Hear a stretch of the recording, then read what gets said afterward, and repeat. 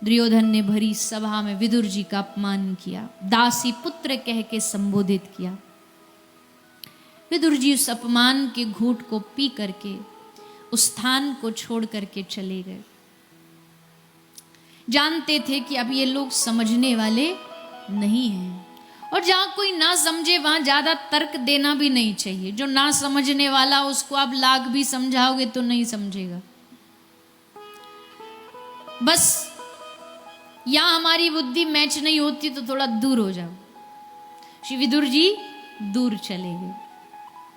जंगल में एक छोटी सी झोपड़ी बनाई और उस झोपड़ी में अपनी पत्नी विदुरानी सुलभा के साथ भजन करने लगे। पति पत्नी ने नियम बना लिया, सुबह उठ करके 3 घंटे चिंतन करेंगे, फिर 3 घंटे भगवान की पूजा अर्चना करेंगे, फलहार करेंगे। बड़ा शुद्ध जीवन दोनों ने बना करके रखा। और फिर एक सूचना आई, कृष्ण आ रहे हैं द्वारिका से हस्तिनापुर की ओर। कृष्ण आ रहे हैं, ये जैसे विदुर और विदुरानी ने सुना, हृदय आनंद से नाचने लगा और मन में लालच आया कि काश कृष्ण इस झोपड़ी में आ जाते तो इस झोपड़ी के भाग्य खुल जाते, इस आंगन का, इस हमारे जीवन की धन्यता हो जाती अगर श्री कृष्ण का पदार्पण हो जाए। एक पुकार होती है बस, और वो बिन कहे भगवान तक पहुंच जाती है। यहां न्योता दिया भी नहीं और भगवान ने न्योता स्वीकार कर लिया। भगवान बोले अब चाहे जो भी हो जाए भोजन तो इस विदुर के घर करेंगे। भगवान ने निमंत्रण स्वीकार कर लिया। निमंत्रण स्वीकार हुआ और रथ दुर्योधन के घर से मुड़ करके सीधा जा रुका विदुर की झोपड़ी पर। और जैसे विदुर की झोपड़ी पर रथ रुका, कृष्ण उतरे रथ से, दरवाजा खुला। खोलते ही विदुरानी की नजर गई। क्या देखा? अधरम मधुरम, नयनम मधुरम, हसितम मधुरम, चलितम मधुरम। मधुर मुस्कान लिए श्री कृष्ण खड़े थे। एक बात ब्रज के महात्मा कहते हैं, इस दुनिया पर अगर सबसे सुंदर मुस्कुराहट का किसी के पास पेटेंट है, रजिस्ट्रेशन है, तो वो कृष्ण के पास है। कृष्ण जैसा दुनिया में कोई मुस्कुरा नहीं सकता। ना भी मुस्कुराए तो उसके चेहरे पर, जैसे मैंने कहा, सदा प्रसन्न माधव, हमेशा एक स्मित बना रहता है कृष्ण के चेहरे पर। उनकी मधुरता, उनकी मुस्कान संसार के सब सौंदर्यों से परे है। तो जैसे विदुरानी ने कृष्ण को देखा, वहीं के वहीं स्तब्ध खड़ी हो गई। बुद्धि ने काम करना बंद कर दिया, वाणी ने बोलना बंद कर दिया, पांव ने चलना बंद कर दिया। और असल बात तो ये है कि जस्ट वल्लभाचार्य जी द्वारा रचित ये मधुराष्टकम हर रोज गाते भक्त, याद हो जाता है रोज गाते गाते। पर असल में जिस दिन भगवान के स्वरूप को देख लिया ना, तो उस दिन अधरम मधुरम कह के ही जुबान बंद हो जाएगी। अगला शब्द बोल नहीं पाएंगे, जुबान पे ताला लग जाएगा। क्यों? क्योंकि अब सामने चारों ओर वो छा जाएगा, और जब सामने वो छा जाए तो शब्द खत्म। अब आगे क्या बोलना वो याद नहीं, भूल जाएंगे। गोपी गीत जिस दिन दिल में बैठ गया ना, एक श्लोक गा के दूसरा गा नहीं पाएंगे। हनुमान चालीसा जिस दिन हृदय में बैठ गई, एक चौपाई के बाद अगला लाइन, अगली पंक्ति बोल नहीं पाएंगे। ये तो तब तक बोल रहे हैं जब तक डूबे नहीं है। जिस दिन डूब गए उस दिन बोलती बंद हो जाएगी।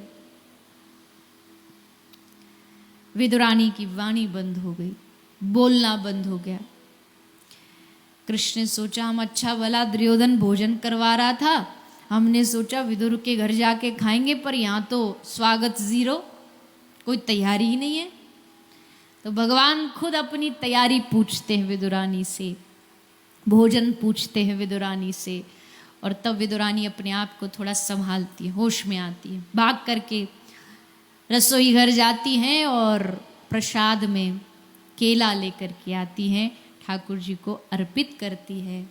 और जैसे अर्पित किया, इतिहास की दो घटना है, घटना नहीं, दो गलतियां हैं, जो गलतियां ही प्रेम का सबसे बड़ा उदाहरण बन गई।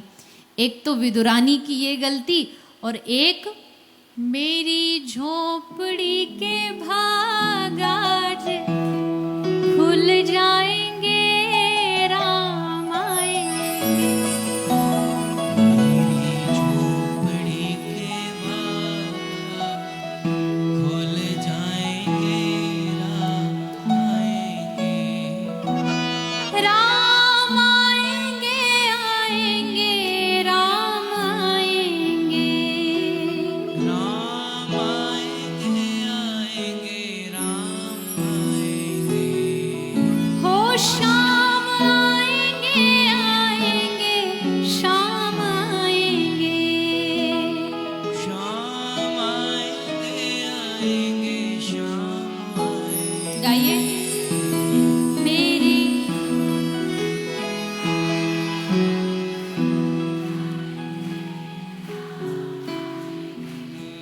ओ मेरी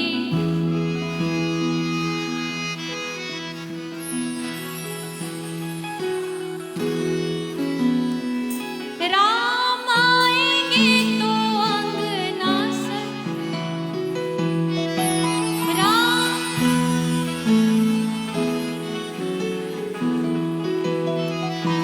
दीप जला के दिवाली में मनाऊंगी।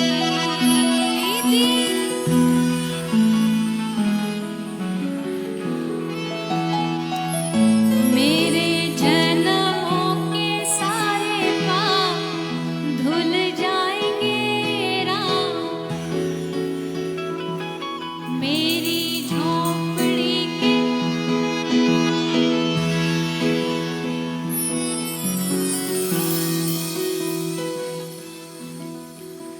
ऐसी